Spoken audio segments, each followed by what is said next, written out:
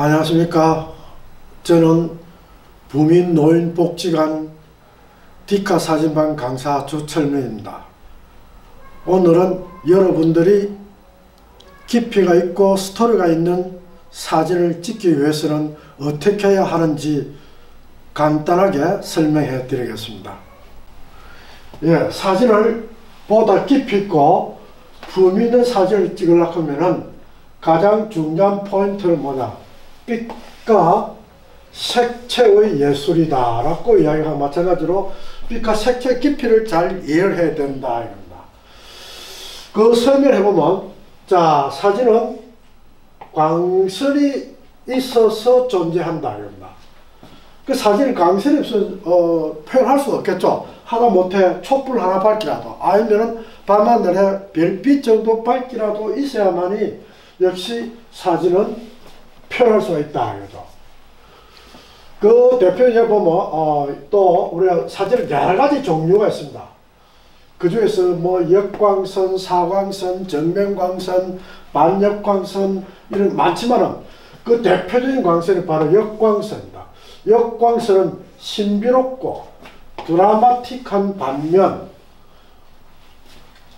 설명적인 묘사에는 좀 부적합하다 이겁니다. 역광선 흔히들 원로 작가들이 이야기를 하죠. 역광선을 제대로 표현하지 못하면은 그는 사진작가가 되지 않는다 라고까지도 그 역광선을 표현하기가 굉장히 힘듭니다. 그럼 역광선은 어떤 걸 말하느냐? 간단히 말하면 아침에 일출이나 일몰 때 사진이 주로 역광선입니다. 그 우리 카메라로 사진을 찍을 때 태양을 마주보고 찍을 때, 즉 밝은 장면을 마주보고 찍을 때는 바로 일반적으로 역광선이다 라고 이야기를 할 수 있습니다. 그 한번 예를 보여드릴까요? 자, 지금 이것이 다대포 일몰입니다.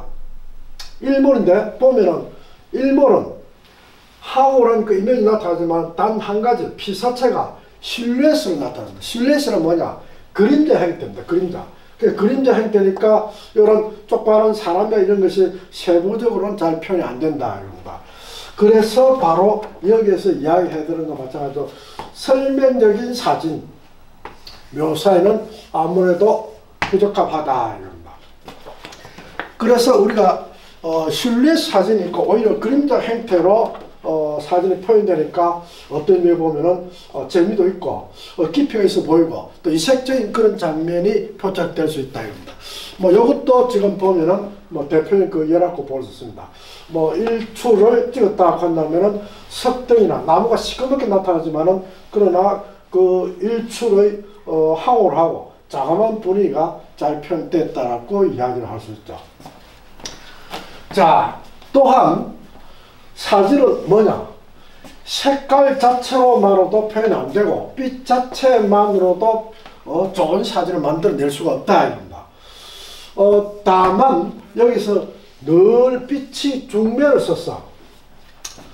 빛과 색깔이 궁합이 맞아야 참 이 맛을 참 좋아하는데 그 빛이 중면을 써갖고 빛과 색깔이 궁합이 맞아야 향기가 나고 소리를 낸다라고 이야기합니다. 그것을 바로 뭐라 하냐? 조화, 일명 하모니라고 말하며 러시아 유명한 화가면서 아마추어 사진작가인 칸디스키의 말은 어떻게 정리했냐? 빛과 색채의 언어다 라고 이야기했습니다. 그러니까 바로 우리가 사진은 이런 빛과 색채가 잘 어우러지는 저희들이 황홀하고 아주 드라마틱한 그런 분위기를 연출할 수가 있다 이겁니다.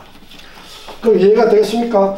그래서 앞으로 여러분들도 일출도 한번 찍어 보시고 그 다음에 저녁노을도 한번 찍어 보시면은 아주 좋다. 우리 부산은 삼면이 바다이기 때문에 일출이나 일몰은 얼마든지 표현할 수 있는 그런 장소가 많다 이겁니다. 다대포라든지 송도라든지 굉장히 많죠. 한번 찍어 보시기 바랍니다.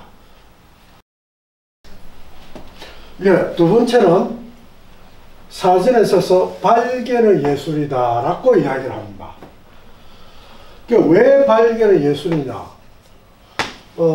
조금 전에도 이야기했지만 사진은 없는 것을 표현할 수 없습니다.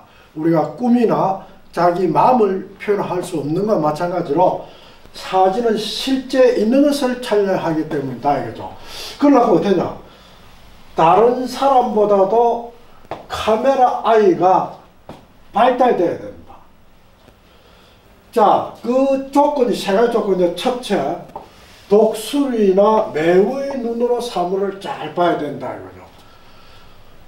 그 다음에 그 독수리나 매의 눈은 굉장히 날카롭죠.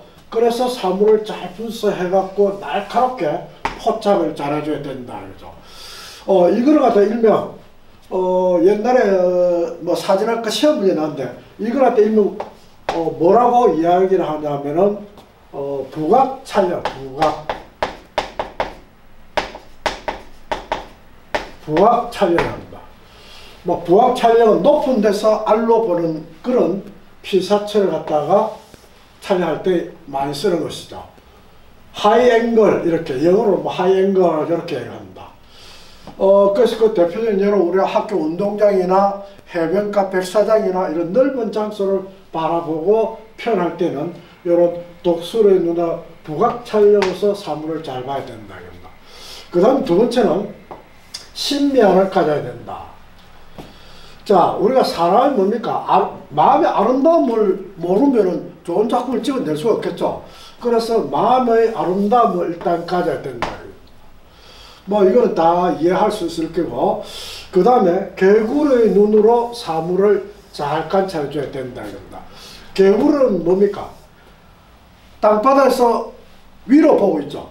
그래서 일명 요거를 갖다가 뭐라 하냐면은 안각 촬영을 합니다. 안각 촬영을 합니다.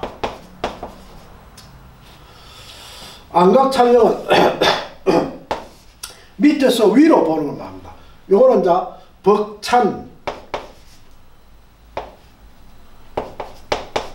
벅찬 힘, 박력, 요런 등등을 갖다가 묘사를 할 때 표현됩니다. 왜냐면 개구리가 바짝 뜰 때 굉장히 강한 느낌이 나죠. 우리가 사람도 마찬가지입니다. 밑에서 위로 쳐다보면 인물 사진도 마찬가지죠. 인물 사진 찍을 때 약간 밑에 위로 찍으면 사람이 키가 커 보입니다. 그 대신에 부각 촬영은 위에서 내려고 찍으니까 키가 더 적어져 보입니다. 왜소해 보이죠. 그래서 그런 특징, 근데 부각 촬영 또 뭐야, 안각 촬영처럼 벅찬 힘이나 박력이라든지 이런 것보다도 이런 정지감, 일명 안정감, 요런 정적인 분위기가 일반적으로 많이 나타난다 이거죠. 그래서 요 세 가지를 명심해서 우리가 사물을 잘 관찰해서 사진을 찍을 것 같으면은 남보다 깊이가 있고 특이한 이미지를 갖다가 표현할 수가 있다라고 이야기를 할 수 있는 것입니다. 이해가 되시겠죠? 자, 그 다음에는 세 번째로 넘어갑니다. 세 번째 뭐냐? 선택의 예술이다 라고 이야기할 수 있죠. 그 우리가 많은 사물이 많이 늘려졌는데 그 중에서 어느 사물을 갖다 선택할 것이냐. 그 선택의 자유. 우리가 흔히들 이야기합니다. 사람은 태어나서 시시각각으로 선택의 시간이 많이 돼 있다라고 이야기할 수 있죠. 첫째 뭐냐면, 내가 학교 다닐 때는, 자, 우리가 영어를 전문적으로 할 것이냐, 수학을 할 것이냐, 그 다음에 예술을 할 것이냐, 항상 선택 기록길에 살려있죠. 자, 그와 마찬가지로 바로 우리가 사진을 표현하면 그 많은 군상 중에서 어느 걸 표현할 것이냐. 또 꽃도 우리가 꽃밭에 가보면 여러 가지 꽃이 많죠. 예를 들어서 우리가 뭐 추립이라든지 예를 들어서 뭐 복숭아 꽃이라든지 굉장히 그 많은 꽃 중에서 어떤 것을 선택하냐. 자, 그래서 우리가 인간은 선택의 기로에 항상 서 있다. 그 선택을 잘하냐에 따라서 성공의 길을 갈 수 있는 것과 마찬가지로 사진도 마찬가지입니다. 내가 어느 것을 선택해서 표현하느냐에 따라서 깊이 있는 사진회가 될 수 있고 아주 아마추어 능가할 수 있는 프로에 가까운 사람도 표현할 수가 있다. 그래서 항상 선택을 깊이 있게 잘 표현해 줘야 된다. 자, 이렇게 해서 2번과 3번만 잘 하려고 해도 우리는 남보다도 좀 깊이 있고 아름답게 묘사를 할 수가 있다고 볼 수 있습니다. 자, 이번에는 네 번째, 사진은 뭐냐, 구성, 일명 구도의 예술이다 라고 이야기를 할 수 있습니다. 뭐 구도는 여러분들께서도 뭐 한두 번 다 들어봤을 겁니다. 우리가 중학교나 고등학교 때 미술 시간에 뭐 구도와 거의 비슷합니다. 그러나 사진과 미술의 구도는 많은 차이가 있지만은 거의 비슷한 원리다라고 이야기를 할 수 있습니다. 그럼 이 구도가 사진을 만들어 있어서 얼마나 중요한가를 갖다가 예를 들어보면은 미국의 유명한 사진작가 에드워드 웨스턴, 에드워드 웨스턴이다 하면은 근대 사진의 아버지다라고까지 이야기를 할 수 있습니다. 그분이 말씀하시기를 사진에 있어서의 구도란 하늘의 계시와 같이 엄하고 중요하다라고, 제가 이 말을 굉장히 좋아합니다. 구도란 뭐냐? 하늘 계시다 이겁니다. 계시기 때문에 엄하고 중요하다라고 이야기하죠. 또 유명한 건축가 잘 아시죠? 가우디는 어떻게 또 이야기했냐면 직선은 인간의 선이고 또 곡선은 신의 선이다 라고 이야기를 합니다. 그렇죠. 우리가 풍경 사진에 있어서의 곡선은 굉장히 중요한 모티브를 행사할 수 있습니다. 그 대표적인 예를 한번 보여드려 볼까요? 자, 요런 길을 보십시오. 요런 곡선과 직선이 잘 어울려짐으로써 뭡니까? 풍경의 그 형태의 사진미가 잘 표현됐다고 볼 수 있죠. 그래서 바로 가우디가 이야기한 마찬가지로 직선과 곡선을 얼마나 유효적절하게 표현해 주느냐에 따라서 바로 그것이 우리가 사진에 결정된다라고 이야기를 할 수 있죠. 그래서 에드워드 웨스턴이 말한 것처럼 사진의 구도란 하늘의 계시와 엄하다. 그런 것을 맹신해 주시라 합니다. 그 다음에 우리가 구도에서 제일 많이 쓰는 것이 바로 이 황금 분할입니다. 왜 그러냐? 오늘날 그러죠. 모든 미의 기본은 바로 황금 분할의 원칙에 지배를 받는다 이겁니다. 예를 들어서 뭐 간단히 미스 코리아다, 미스 인터내셔널이다, 미스 뭐 이런 사람들도 사람도 마찬가지로 황금 문화를 지배를 받는다 이겁니다. 우리가 이조 시대도 바로 멋진 여성을 갖다 뭐라냐, 팔등시라고, 팔등시. 그것이 바로 황금 문화입니다. 이 황금을 간단히 뭐 인물을 이야기한다면은, 자,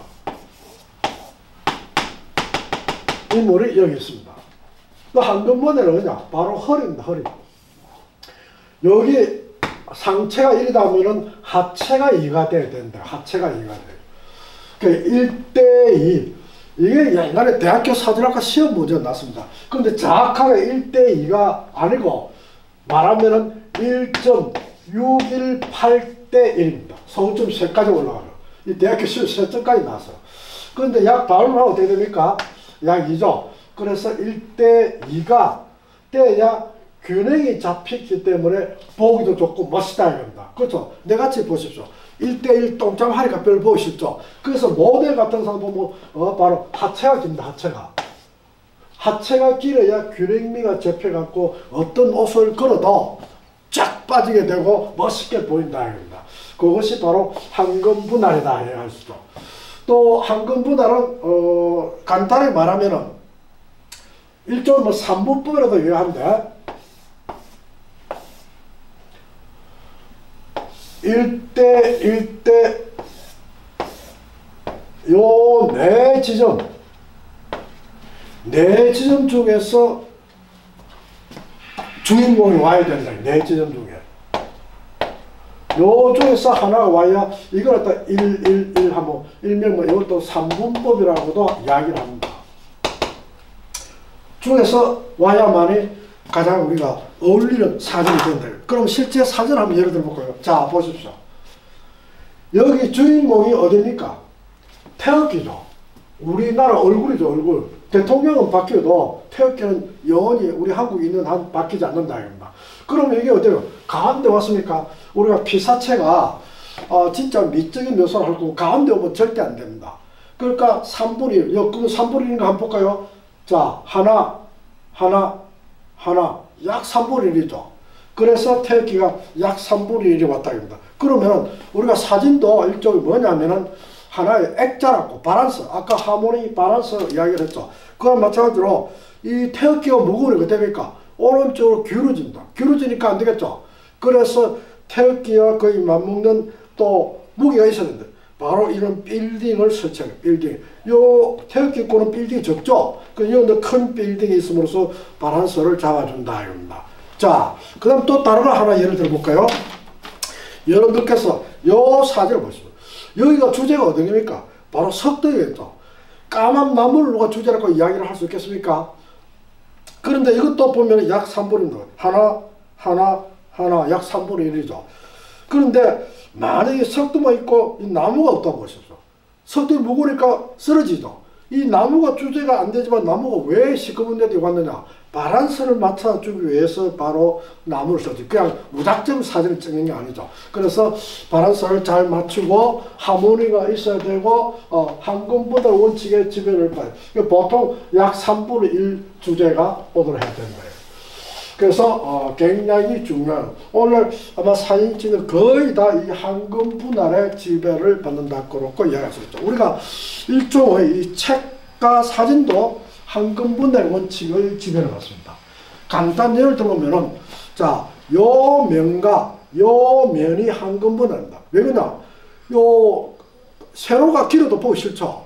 또 가로가 길어도 보기 싫죠. 요 면과 요 면이 한금 분할로 잘라져야만이 우리가 육안으로 볼 때 안정감이 있고 또 아름답게 느껴지고 그렇다 합니다. 그래서 우리가 일상생활에 사실은 굉장히 많이 씁니다. 한금 분할을 해서 많이 쓰는데 우리는 잊어먹고 마는 것이죠.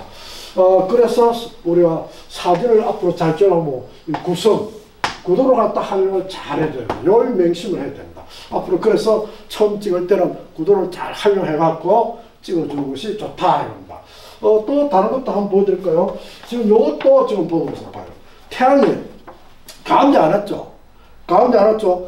여기 부재다, 부재. 태양이 앞에서 약 왼쪽에 3분의 1 오니까 여기에다가 다른 물체를 설치해갖고 3분의 1 가준다 이겁니다. 그래서 바란스가 맞아야 된다 이겁니다. 자, 그 다음에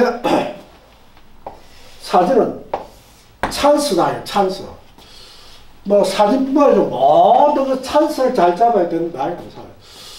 그 유명한 말을 한 것이 누구냐면은 불란서의 뭐 현대 사진의 전문가다라고 이야기하죠. 사진 작가인 브레송이 말하기를 결정적인 순간을 노려야 된다. 결정적인 순간. 사진은 결정적인 순간이다. 왜? 시시각각으로 일어나는 상황을 포착해줘야 되니까.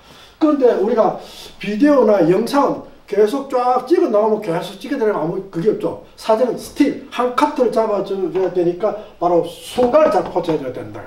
그러면 바로 결정적인 순간을 갖다가 어떻게 표현했느냐. 브레송이 말하기를 사진 작가의 감정, 우리가 어떤 예술인지 그 예술의 뭡니까? 그 작가의 철학, 거창이 이야기하는 철학이다.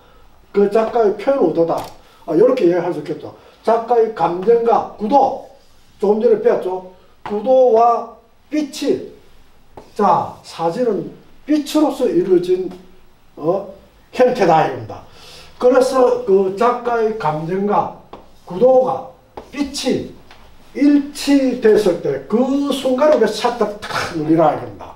참 말로서 표현하기는 쉽지만은 실제로 행동으로서 표현하기가 굉장히 어렵다 이겁니다. 이거 말이 무슨 말이냐면은, 자, 내가 예를 들어서 카메라를 봤습니다. 그 피사체 보고 멋있다. 그 작가 감정이 통했죠. 통한 거 마찬가지로 구도가 결정되고 빛이 때 그 순간에 누리라 합니다. 실제가 이 말로서 표현하기 쉽지만 굉장히 어렵다. 왜? 다른 말로 한번 표현해 볼까요? 자, 흔히들 우리가 일반적으로 이야기하는 내가 사진작가다입니다. 예, 저는 사진작가입니다. 사진작가가 자, 사진을 백카트지, 백카트. 100면을 찍어서 내 마음에 드는 작품이 하나로 나오면 나는 그것을 성공했다라고 이야기합니다. 자, 그러니 일반 사람, 자, 일반 사람은 한 카트 아니라 100카트를, 1000카트를 찍어도 한 카트 나타, 날동, 말동한다. 그러니까 많이 찍어봐야 되겠죠. 그래서 여러분들이, 사진작가 찍으면 뭐 간단한 예를 들면, 이거, 야, 역시 작가는 틀리다 하죠. 그렇잖아요. 작가도 많이 찍어보고 그쪽에서 하나를 딱 보여주니까, 와, 작가는 작가다. 그렇게 하는 거지. 실제로, 사실은 많은 것을 버리고 그 중에 핵심을 갖다가 포착하기 그만큼 힘들다. 아닙니다. 자, 그럼 이 말을 다른 말로 한번 해볼까요? 바로 영국의 유명한 극작가죠. 세계적인 극작가 브레송이 말하기를 하나의 작품을 갖다가 잉태하기 위해서는 한 마리의 대구가 바로 수백만 개의 알을 놓는 것과 수백만 개의 알을 놓는 것과 같다 라고 이야기합니다. 자, 서울대구 그게 아니고 대구 아시죠? 물에 다니는 대구가 사실은 알을 갖다가 부화하기 위해서 수백만 개 알을 놓는답니다. 그런데 그 속에 알을 깨갖고 새끼로 부화되면서 살아남으면서 호르 몇 마리밖에 안 된다 합니다. 그거 아마 여러분들께서도 잘 알 겁니다. 우리가 TV에 동물의 세계라는 데 보면은 거북이가 모래사슬 기어올라갖고 알을 놓죠. 알을 놓으면 이제 알 부화돼갖고 새끼로서 이제 바닥으로 나갑니다. 그런데 그 중에서 살아남는 것은 한 마리 내지 두 마리 정도밖에 아니랍니다. 그만큼 우리가 결정적인 찬스를 노린다는 것은 상당히 힘들다. 이거는 우리가 일상생활에 요하면은 야구의 홈런과 똑같습니다. 홈런이 계속 터지는 건 아니죠. 그 중에서 포인트를 잘 맞아야 바로 홈런이 되고 축구의 골이 터진다 이겁니다. 그와 마찬가지로 부단한 자기가 항상 찬스를 노릴 수 있는 그런 자세를 항상 가지고 있어야 된다. 그래야만이 좋은 사진을 만들 수 있는 지름길이 되지 않겠냐 생각됩니다. 오늘은 여기서 마치도록 하겠습니다. 여러분들 좀 더 열심히 하셔갖고 사진도 간간히 원래 사진이 늘락하면은 자기 집 주위부터 시작해야 됩니다. 자기 아들이나 손자나 손녀나 할아버지나 할머니를 자기 집에도 제대로 사진 못 찍는 사람 바깥에 나가봐야 제대로 찍겠습니까? 그와 마찬가지로 샷다를 우리 집안에서도 얼마나 실습을 할 수 있으니까 시간 나면 얼마든지 찍어서 좋은 사진을 한번 만들어 보시기 바랍니다. 자, 오늘 강의 시간 여기서 마쳤습니다. 여러분들 감사합니다. 수고하십시오.